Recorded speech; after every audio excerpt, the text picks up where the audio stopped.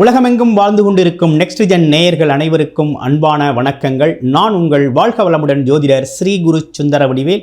இப்போ பார்த்தீங்கன்னாக்க இப்போ வரக்கூடிய குரு பகவான் வக்ரவம் பெற்று அதிசாரம் பெற்று பலனளிக்கக்கூடிய இந்த காலகட்டத்தில் என்னென்ன விதமான பலன்கள் இருக்குது குருவினால் அப்படிங்கிறத பற்றி முழுமையாக பார்க்குறோம். குரு அப்படிங்கிறவர் பார்த்தீங்கன்னா முழுமையான சுபர்.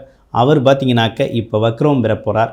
அதுவும் அதிசாரம் பெற்று இடத்தையே மாற்ற போகிறார். என்ன, மிதுனராசியிலிருந்து கடகராசிக்கு பயிற்சி அடைய போகிறார். பயிற்சி அடைகிறவர் அங்கே பார்த்தீங்கன்னாக்க அக்டோபர் 19 இந்த பயிற்சி அப்படிங்கிறது நடக்குது.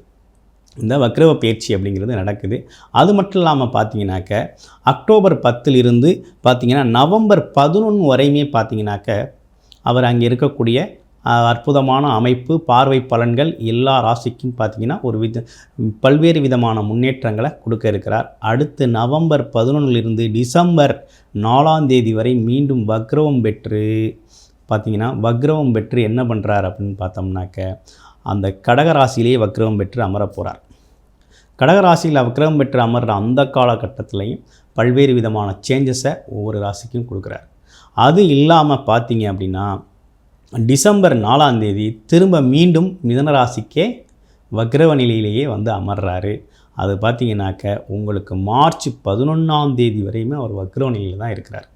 அப்போ இந்த காலகட்டத்தில் என்னென்ன விதமான மாற்றங்கள் நடக்க இருக்குது, ஒவ்வொரு ராசிக்கும் எப்படி இருக்கும், என்ன செய்யலாம் என்ன செய்யக்கூடாது அப்படிங்கிறதை பற்றி முழுமையான விவரங்கள் அப்படிங்கிறது ஒவ்வொரு ராசிக்கும் ரொம்ப தெளிவாக நம்ம இப்போ இந்த வீடியோ மூலமாக பார்க்க இருக்கிறோம். இப்போ உங்கள் ராசிக்கு எப்படி இருக்குது அப்படிங்கிறத நம்ம பார்ப்போம். கும்பராசி காலச்சக்கரத்தின் 11வது ராசி, சனி பகவானின் ஆதிக்கம் நிறைந்த ராசி, ஆளுமை திறன் கொண்ட ராசி அப்படின்னா கும்பராசி தான்.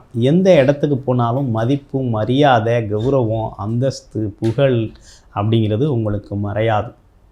அந்தளவுக்கு கிடைக்கக்கூடிய ஒரு நல்ல அமைப்பு கொண்ட ராசி கும்பராசி. கும்பராசிக்கியோட சிறப்புகளே என்னென்னு கேட்டிங்கன்னா, எப்போதுமே உயர்ந்த இடத்துல இருக்கணும், உயர்ந்த பண்புகளோடு இருக்கணும் அப்படிங்கிறது தான் அவங்களோட அமைப்பு. பிறருக்கு நல்ல உதவி செய்வீங்க. மற்றவுக்கு உதவி செய்கிறது அப்படிங்கிறது உங்களுக்கு கைவந்த கலை. அப்படிப்பட்டவங்க நம்ம கும்பராசி நேயர்கள். கும்பராசி அப்படிங்கிறது பார்த்திங்கன்னா எப்போதுமே தலைமைத்துவம் உடையது. தலைமைத்துவம் உங்களுக்கு ஒரு தலைமைத்துவம் அப்படிங்கிறது உங்களுக்குன்னே கொடுக்கப்பட்ட ஒரு சிறப்பு. ரைட்டு. இப்போ அதிசார குரு பயிற்சி எப்படி இருக்குது, வக்ரவம் அடைகிற குரு பயிற்சி எப்படி இருக்குது, இது ரெண்டையுமே பார்க்குறோம்.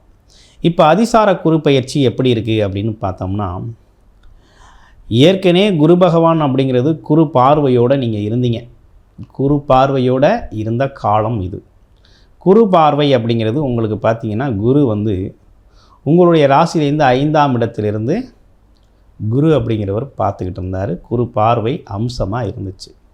ஆனால் இப்போ என்ன நடந்திருக்குன்னா, குரு பகவான் அதிசாரம் பெற்று கடகராசியில் உச்சமடைகிறார்.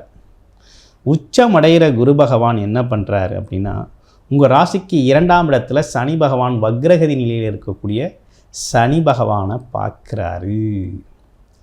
அப்போ என்னென்னா, நீண்ட நாளாக வருமானம் இல்லை, வசதி வாய்ப்புகள் இல்லை, கொடுத்த இடத்துல பணம் வரல, குடும்பத்தில் பிரச்சனை, வாக்குவாதமாக இருக்குது அப்படின்னு இருந்தீங்க இல்லையா, அந்த விஷயத்தெல்லாம் கொஞ்சம் சரியாகுது. இந்த 7.5 சனியோட பாதிப்பு கொஞ்சம் குறையுது. அப்போ ஒரு நல்ல விஷயம் அப்படிங்கிறது நடக்குது அப்படின்னு தான் சொல்லணும். ஒரு அற்புதமான நல்ல விஷயம் உங்களுக்கு நடக்குது. ஆமாம், வக்ரவ காலத்துலேயும் உங்களுக்கு நல்ல விஷயந்தான் நடக்குது. பயப்பட வேண்டாம். குரு வக்ரமாக இருக்கிற இந்த காலகட்டத்தில் வெளிநாடு, வெளியூர் பயணங்கள் அப்படிங்கிறதெல்லாம் ரொம்ப நல்லா இருக்கும்.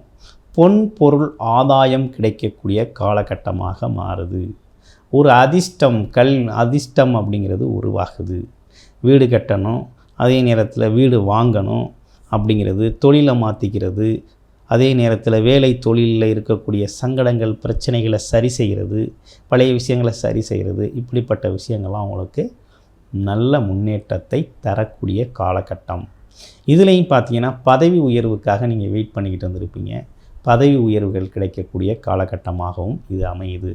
அப்போ இந்த அதிசார குரு பயிற்சியும் குரு வக்ரகதி நிலையை அடைகிறதும் பார்த்திங்கன்னா உங்களுக்கு கிட்டத்தட்ட உங்களுக்கு நல்ல பலன்களை தரக்கூடிய அமைப்பு தான் கொண்டு வருது. அதுக்கு காரணம் என்னென்னா, 2ஆம் இடத்துல 7.5 சனி காலம், 2ஆம் இடத்துல இருக்கக்கூடிய சனி பகவானை குரு பார்க்குறது அப்படிங்கிறது ஒரு நல்ல அமைப்பை கொண்டு வருது. அப்படிங்கிற மாதிரி அமைப்புகள் நல்லா இருக்குது. அப்போ உங்கள் வாழ்க்கையில் முன்னேற்றம் அப்படிங்கிறத இந்த காலகட்டத்தில் யாரும் தடுக்க முடியாது. ஆனாலும் உங்களுடைய பிறப்பு ஜாதகம் சப்போர்ட் செய்யணும்.